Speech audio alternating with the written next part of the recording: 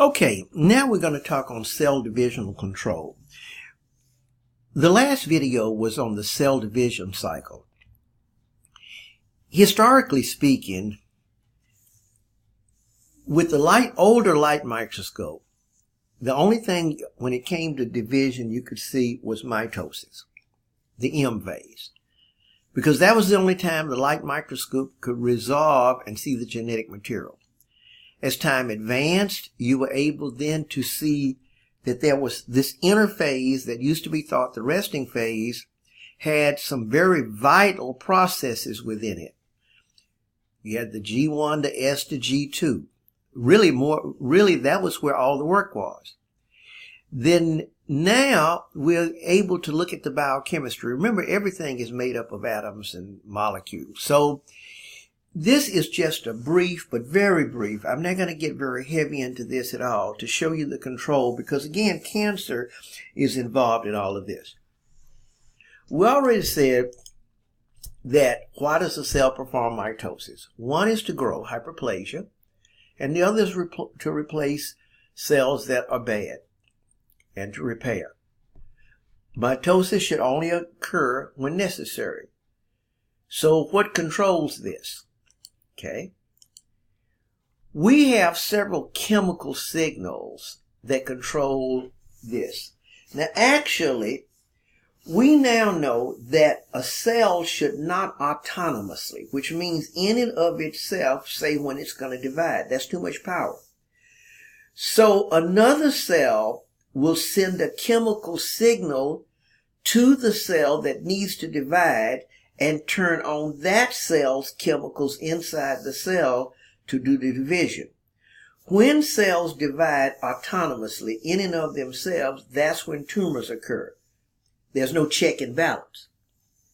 Now, the chemicals coming from the other cell, as well as the chemicals within the cell itself that's going to divide, come off a set of genes, because everything is formed from genes making these chemicals in the DNA.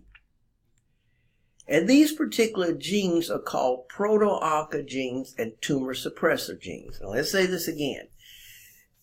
The genes that come from the cell that says to another cell to divide, as well as the chemicals inside the cell that's going to divide, formed from genes, fall under the class of proto-oncogenes and tumor suppressor genes. A proto-oncogene, you can read on in your text in my PowerPoint, is a gene that makes proteins, chemicals, that do normal cell division, appropriate normal cell division, homeostasis. Proto-oncogenes produce chemicals. These chemicals are under homeostatic control, proto-oncogenes. Another set of genes that you have are tumor suppressor genes. These particular genes ride control over the proto-oncogenes just to give a second check and balance. So you have proto-oncogenes that promote cell division and tumor suppressor genes that ride control over the proto-oncogenes so that they don't get out of control, we'll say. Okay? Now, so there's tumor suppressor genes, you can see, repair damaged DNA, control, so forth. A mutation is a permanent alteration in a gene. Let me say it again. A mutation is a permanent alteration in a gene. If there is a mutation in a proto-oncogene in the DNA, if there's a mutation in the proto-oncogene in the DNA, it can become an oncogene. Onco means tumor. So then these particular genes would make proteins that would give an uncontrolled cell division, i.e. tumors. So if the mutation basically makes the proto-oncogene, we'll say, stronger, producing stronger stimuli to produce mitosis, then it could become what we call an oncogene. That particular oncogene then would cause tumor formation. On the other hand, A tumor suppressor gene, remember, rides control over the proto-oncogene. If there were a mutation in the tumor suppressor gene that made it less effective, where it didn't ride control over the proto-oncogene, that in fact could cause a tumor, because then the proto-oncogene could start increasing its activity. If there was a simultaneous mutation in both, you can see there would really be a problem. So proto-oncogenes can be converted to oncogenes, and you can read on that. Here's something else you can glance at.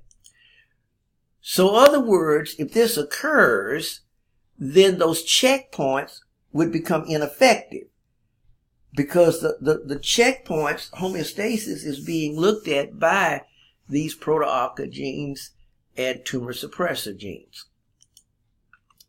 So we've already kind of discussed this. Now, just a quick go through and not much. What are the chemicals that, some of the major chemicals that control this cell division? These chemicals are called cyclin and cyclin-dependent kinase. A kinase enzyme generically is an enzyme that puts a phosphate off of ATP. It essentially energizes a protein, as you can see. These are some different cyclins. Now, the cyclin, the reason they call it, and we're not going to do much, is that during the cell divisional cycle, the proto-oncogenes make proteins that increase and decrease in concentration. Let me say it again. Increase and decrease in concentration during the cell divisional cycle. That's why they call it cycling. As the concentration increases, it then forms a complex with the CDCs,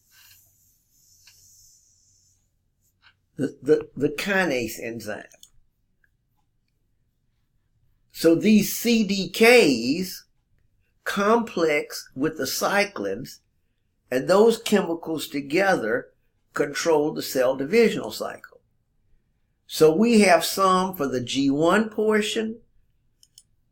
We have something called M phase factor. I won't get real heavy into this semester. But these cyclins and CDs, cyclin-dependent kinases, ultimately are the chemicals produced by the proto-oncogenes, we'll say, that control the cell divisional cycle. This picture kind of shows it. Cyclin increasing and decreasing.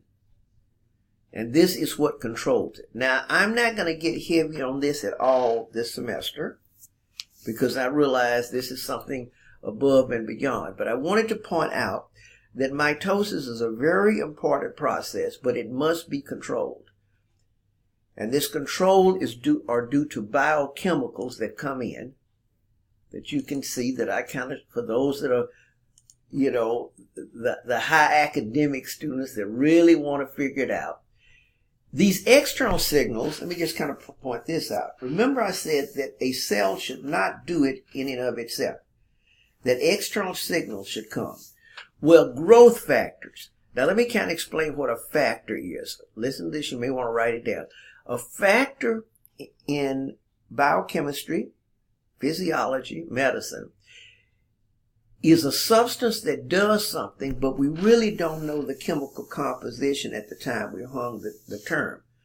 So you'll see something, we'll talk about clotting factors in ANP2 factors.